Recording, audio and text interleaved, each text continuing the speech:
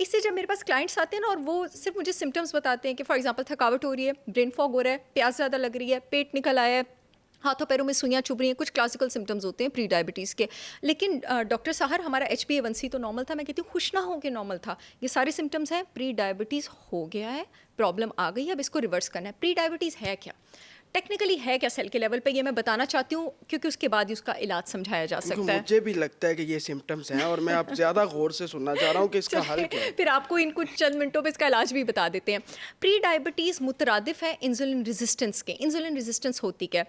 Insulin hormone ने glucose लेके जाना होता है मेरे फैट्स, हम सबके फैट सेल में, चर्बी के सेल में और मसल के सेल में। अब होता क्या है कि जब वो सेल फूलता जाता है, या बहुत ज़्यादा स्नैकिंग करते जाते हैं और पेंक्रियाज को छेड़ते रहते हैं कि तुम इंसुलिन निकालो, इंसुलिन निकालो। एक बच्चे को बार बार डांटो तो वो क्या करेगा, ढीठ हो जाएगा। सेल को बार बार इंसुलिन क्या मिलेगा, वो उसको रिस्पॉन्स करेगा, वो उसको रिस्पॉन्स देना छोड़ देगा। अब इंसुलिन क्या करता है, सेल के ऊपर ताला होता है, इंसुलिन उसकी चाबी होता है, वो उसको खोलता है। फैट सेल, चर्बी के सेल के अंदर ग्लूकोज जाता है, मसल सेल उसके अंदर ग्लूकोज जाता है। अब होता क्या है कि जब बार बार आप उसको ये हिट देते हैं, वो ताला खुलना बंद हो जाता है। वो ग्लूकोज को कहता है तुम बाहर ही रहो, ब्लड ग्लूकोज रेज होना शुरू हो जाता है। इसको क्या कहते हैं जब ब्लड में ग्लूकोज रेज हो, इसको डायबिटीज़ कहते हैं, इसको प्री डायबिटीज़ कहते हैं। तो अगर इसको रिवर्स करना है तो क्या करना है, इसको रिवर्स करना है तो बाहर से आपने दवाइयाँ लेके अपने आप को छलावा नहीं देना कि ब्लड में ग्लूकोज नीचे चला गया। दवाइयाँ नहीं लेनी? नहीं, मेरे क्लाइंट्स माशाल्लाह, मैं ये बात पब्लिकली कह रही हूँ, ऑन रिकॉर्ड कह रही हूँ कि मेरा पेज पब्लिक है फेसबुक का, यूट्यूब का, कि मेरे क्लाइंट्स का डायबिटीज़ मैं बगैर दवाइयों के रिवर्स करती हूँ। अल्लाह का शुक्र है, अल्लाह के फजल से मैंने इंसुलिन भी छुड़वाई है, मैंने दवाइयाँ भी छुड़वाई हैं और पब्लिकली मैं ये बात क्लेम कर तो रही हूँ। एक तो ऑपरेशन वाले डॉक्टर भी आए हुए हैं कि ऑपरेशन के जरिए भी जो है वो हो जाता है। I don't approve of that. I don't approve of that. I don't approve of Ozempic. Oops, I'm so sorry. ठीक है, अब मैं आपको ये बता देती हूँ कि इंसुलिन रेजिस्टेंस जो है वो आपने रिवर्स किस तरह। अब इसका इलाज कैसे होगा? इसका इलाज तो तब होगा ना जब मैं ताले की शेप ठीक करूँगी। ताले की शेप कैसे ठीक होती है? जब आप स्नैकिंग छोड़ते हैं तो 12 घंटे तक फॉर एग्जांपल अगर आप कुछ नहीं खाते ना, बॉडी के पास कोई चारा नहीं रहता सिवाय इसके कि वो इंसुलिन लेवल्स को बॉडी में ज़ीरो पे ले जाए।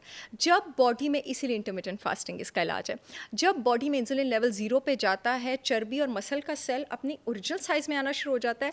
अब ये सेल के ऊपर ताला लगा हुआ था, ये अपने ओरिजिनल साइज़ में आएगा तो ताला क्या होगा, अपनी वापस शेप में आ जाएगा, इंसुलिन दोबारा से उसको खोलना शुरू कर देगी। तो इलाज ये हुआ या इलाज दवाई जिससे ग्लूकोज नीचे आ रहा है, इलाज कौन सा हुआ? फास्टिंग। इलाज तो फास्टिंग हुआ, लेकिन फास्टिंग के साथ भी हर एक का डायबिटीज़ डिफरेंट है, हर एक की बॉडी डिफरेंट है। फॉर एग्जांपल जब मेरे पास क्लाइंट्स आते हैं, मैं उनके पूरे चार्ट्स, वो मॉनिटर भी उन्होंने किए होते हैं, मैं खुद भी मॉनिटर कराती हूँ कि ट्रीटमेंट मॉडलिटी क्या है, यानी वो ट्रीटमेंट कौन सा ले रहे हैं, क्या वो ओरल हाइपोग्लाइसेमिक ले रहे हैं, क्या वो इंसुलिन ले रहे हैं, वो कर क्या रहे हैं, और इंसुलिन भी ले रहे हैं तो कौन सी ले रहे हैं, रैपिड एक्टिंग ले रहे हैं, शॉर्ट एक्टिंग ले रहे हैं, इंटरमीडिएट ले रहे हैं, कितने यूनिट ले रहे हैं, किस वक्त ले रहे हैं। तो ये आपने खुद से नहीं करना, ठीक है? आपको जिस पे भी, मेरे क्लाइंट्स को जिस तरह मुझ पे भरोसा है, आपको अपने जिस डॉक्टर पे भरोसा है, आप उनके मशवरे से चलें। But in general rule of thumb for everyone is intermittent fasting ही हल है। लेकिन ये जो प्री डायबिटीज वाले हैं उनके लिए बताएं जिनको ये सारे इलामात है, पेट तो हर दूसरे बंदे का निकला हुआ है। तो हर दूसरे बंदे अगर कोई गलत चीज़ करे तो वो चीज़ ठीक थोड़ी हो जाती है। हाँ, लेकिन उसके लिए वही ना। फास्टिंग कितनी देर, अगर वो भी अगर फास्टिंग बिगिनर जिसने कभी नहीं की है और जिसका बार बार दिल बैठता है खाने से, 14 घंटे से वो स्टार्ट करे, क्योंकि कुछ ऐसे लोग होते हैं ना डेली जिनसे नहीं 14 रहा घंटे? हाँ, डेली 14। मुझे 12 साल हो गए इंटरमिटेंट तो वो फास्टिंग जो करते रमजान का हुए। महीना आता है वो ठीक नहीं है? रोज़े कभी बड़े होते हैं, रोज़े कभी छोटे होते हैं, लेकिन अगर आपने अभी आपके सुन के दिल को कुछ हो रहा है कि मैं डेली 14 घंटे नहीं खाऊंगा, बल्कि अच्छी चीज़ है। बहुत अच्छी चीज़ है। और आपको पता है इसका सिर्फ ये फ़ायदा नहीं है कि आपका ग्लूकोज जो है वो ठीक होता है, आपको पता है आपकी मेमोरी कितनी ठीक होती है। आपको पता है जब आप इंटरमिटेंट फास्टिंग करते हैं, आपकी आंतें एक केमिकल बनाती हैं जिसको BDNF कहते हैं। BDNF का मतलब है ब्रेन डिराइव्ड न्यूरोट्रॉपिक फैक्टर। ये एक प्रोटीन है, एक पेप्टाइड है जो कि आपके दिमाग का learning, attention, memory, focus, concentration improve करता है। ये केमिकल एक और काम भी करता है। इंसान का हाफजा उतना ही तेज़ होता है जितनी उसके दिमाग में एबिलिटी हो नर्व्स में ब्रांचेस, शाखें ज़्यादा छोड़ने की। शाखों को मेडिकल लैंग्वेज में डेंड्राइट्स कहा जाता है। आपका BDNF आपके दिमाग को आप अपना हाफजा इंप्रूव करना चाहते हैं ना, आप चाहते हैं आपको सब कुछ याद रहे, आप इंटरमीडिएट फास्टिंग को अपना ज़ाब्ता हयात बना लें, आपका हाफजा नीचे जाएगा ही नहीं। है डॉक्टर साहर चावला आपको गारंटी देती है। बड़ी खूबसूरत बात कह दी है। Thank you. अच्छा डॉक्टर साहब, वॉक करते हैं जितने भी शुगर के पेशेंट्स हैं, बड़ी ज़्यादा वॉक करते हैं, तो क्या खाना खा के सो जाना, जो हमारे जैसे नौजवान हैं जिनको अभी तक ऐसा इशू नहीं है, वो खाना खाते हैं सो जाते हैं, तो इसका आने वाली ज़िंदगी में क्या असर पड़ता है? शुगर हो जाती है फिर? जी, छोटी सी बात है, जवानी में इंसान को जवानी चलाती है और बुढ़ापे में इंसान को असूल चलाते हैं। कामयाब इंसान कौन है? जिसका बुढ़ापा अच्छा होता है, क्योंकि जिसको जवानी में जवानी चला रही थी ना और असूल नहीं चला रहे थे, उसका बुढ़ापा कभी अच्छा नहीं हो सकता।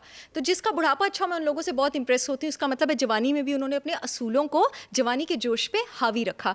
इसका एक इखलाकी जवाब तो, मॉरल जवाब तो ये है, और इसका साइंटिफिक जवाब भी मैं आपको दे देती हूँ कि आपके जो गट है ना, उसको वज़न पसंद नहीं है। आपके मैदे को सोने से पहले बहुत ज़्यादा प्रोटीन पसंद नहीं है। आपके खाने के 3 जुज़ होते हैं, कार्बोहाइड्रेट, प्रोटीन और फैट। स्टमक को सबसे ज़्यादा मेहनत खाने के जिस जुज़ को तोड़ने में करनी पड़ती है और जिसके लिए सबसे ज़्यादा तेज़ाब सिक्रीट करना पड़ता है, वो प्रोटीन है। और नॉर्मली हम सब Pakistani, all of us are meat lovers, which is a great thing. हम सोने से पहले तिक्के शिक्के खा लेते हैं। अब सोचिए, पूरा रात स्टमक ने तो अपना काम करना है, और क्योंकि माशाल्लाह जिस तरह आपकी एज में आप यंग हैं, स्टमक एसिड भी दबा के सिक्रीट करता है, जो कि अच्छी बात है। आफ्टर 35 जब वो कम होना शुरू होता है, इंसान तंग होता है, ठीक है। अब स्टमक एसिड सिक्रीट करता रहता है एक्स्ट्रा, तो आप सोचें रात के टाइम जब अल्लाह ताला चाहता है कि आपका गट रेस्ट करे, आपने पूरे के पूरे डाइजेस्टिव सिस्टम को काम पे लगा दिया, या आपने क्या किया? ऐसे लोगों में नॉर्मली आगे जाके डायबिटीज़ वगैरह तो होता ही है, लेकिन क्योंकि आपका गट आपकी ब्रेन एक्टिविटी को कंट्रोल करता है, तो एंग्जाइटी भी होती है। मैं नाज़रीन को एक बात बताना चाहती हूँ कि नॉर्मली समझा जाता है कि आपके पास 2 तरह के नर्वस सिस्टम होते हैं, सिंपैथेटिक और पैरासिम्पैथेटिक। सिंपैथेटिक फाइट और फ्लाइट है, पैरासिम्पैथेटिक रेस्ट और डाइजेस्ट है। मैं आपको बताऊँ, आपके पास 3 नर्वस सिस्टम होते हैं। तीसरा एंटेरिक नर्वस सिस्टम होता है, जो गट का है, यानी मेरी गट कैसा काम कर रही है, ये बात डिटर्मिन करेगी कि मैं यहाँ कैसा फील कर रही हूँ। आपकी एक वेगस नर्व है जो पूरे जिस्म में रन करती है, और आपके गट का, मेरे पास पेशेंट्स भरे हुए हैं जिनके गट का बैक्टीरिया ख़राब था और वो फजूल में इतने सालों से एंटी डिप्रेसेंट्स ले रहे थे। मैं ये नहीं कह रही कुछ पेशेंट्स को एंटी डिप्रेसेंट्स की ज़रूरत होती है, मगर मेरे पास इतने मिसडायग्नोज केसेस आए हैं पिछले 4 सालों में, जिनका सिर्फ गट का बैक्टीरिया ठीक करके हमने उनके एंटी डिप्रेसेंट्स छुड़वाए हैं। ये गट का जो बैक्टीरिया, ये क्यों डिप्रेशन, चलें बात से बात निकल आई तो बात करते हैं, डिप्रेशन कर सकता है। आपका जो मूड रेगुलेटिंग न्यूरोट्रांसमीटर है ना, सेरोटोनिन, 90% वो आंतों के बैक्टीरिया से बनता है। अगर मेरी आंतों का बैक्टीरिया ख़राब कर लिया मैंने बुरी ईटिंग हैबिट से, और तो क्या मेरा मूड अच्छा हो सकता है? 90% तो मूड रेगुलेटिंग हार्मोन यहाँ बन रहा था, सिर्फ 10% यहाँ पे बन रहा था। तो लोग वो एक बड़ा फेमस स्लोगन है ना, बोन स्ट्रॉन्ग तो मैं स्ट्रॉन्ग, तो मैंने अपने डॉक्टर साहर चावला के पेज पे लिखा हुआ है, गट स्ट्रॉन्ग तो मैं स्ट्रॉन्ग। ये बड़ी बात है। वैसे मैं पहली दफ़ा किसी क्रेडिबल हेल्थ कोच के सामने बैठा हूँ, मैं बहुत इंप्रेस हुआ हूँ। बहुत शुक्रिया। कि आज के बाद मैं आपका पेज ज़रूर फॉलो करूँगा। बहुत सारी चीज़ें सीखने को मिली हैं कि वाकई हम बिल्कुल सोचते नहीं अपने बारे में, और आपने बिल्कुल सही कहा। लेकिन डॉक्टर साहब, ये जो स्टमक ट्यूमर, ये किन खानों की वजह से हो रहा है, और आजकल के नौजवानों के अंदर तो ये बड़ी आम बीमारी है? अच्छा, स्टमक ट्यूमर या tumour in general, tumour in general का क्या मतलब है कि सेल बेकाबू हो गया, डीएनए बेकाबू हो गया, यानी सेल ने एक्स्ट्रा मल्टीप्लिकेशन शुरू कर दी, एक्स्ट्रा रेप्लिकेशन शुरू कर दी, जहाँ पे उसकी लगाम लगनी चाहिए थी वहाँ पे लगाम नहीं रख गई। या तो ये मतलब है, या दूसरा कैंसर आपके पास होता है डीएनए म्यूटेशन से, यानी डीएनए ने एक सर्टेन तरीके से ट्रांसक्रिप्ट करना था, अपना छापा बनाना था, उस तरीके से छापा नहीं बनाया, वो म्यूटेट कर गया और वो डिफरेंट तरीके से म्यूटेट कर गया। स्टमक के केस में, गट के केस में आपके पास इसके जो पोटेंशियल, बिकॉज मैंने जब मास्टर्स किया था बायोकेमिस्ट्री में, I am a doctor with post graduation in biochemistry and nutrition, तो उसमें हमने बहुत सारे ऑक्सीडेटिव मार्कर्स, यानी जिसम में सोजिश करने वाले मार्कर्स पे रिसर्च की थी, जिसमें आपके पास एक नाइट्रोसामीन्स थे, नाइट्रिक ऑक्साइड थे आपके पास जितने भी बारबेक्यू फूड्स हैं, जितने भी प्रोसेस्ड मीट्स हैं, घर में भुने गोश्त नहीं, वो बहुत अच्छे हैं, जितने भी आपके पास स्मोक्ड मीट्स हैं, इसमें पोटेंशियल कार्सिनोजेंस होते हैं, जिनको नाइट्रोसामीन्स कहा जाता है। ये नाइट्रोसामीन्स बॉडी में जाके, मैं केमिकल नेम भी आपको बता देती हूँ, tumour necrosis factor alpha. Tumour necrosis factor alpha आपके पास कैंसर मार्कर है, और ये बॉडी में नाइट्रोसामीन्स पूरा जाके, ये जो बारबेक्यू फूड में होते हैं, इस साइकिल को छेड़ते हैं, एक्टिवेट करते हैं, यहाँ से कैंसर होते हैं। कैंसर की जेनेटिक प्रोपेनिसिटी यानी जेनेटिक ट्रेंड भी होता है, लेकिन डाइट में आपके पास जंक, आपके पास शुगर, और स्टमक कैंसर में खासकर आपके पास जितने भी डेली मीट्स हैं, जितने भी प्रोसेस्ड मीट्स हैं, जितने भी जीएमओ वाले फूड प्रोडक्ट्स हैं, जितने भी बारबेक्यू प्रोडक्ट्स हैं, all of them are responsible.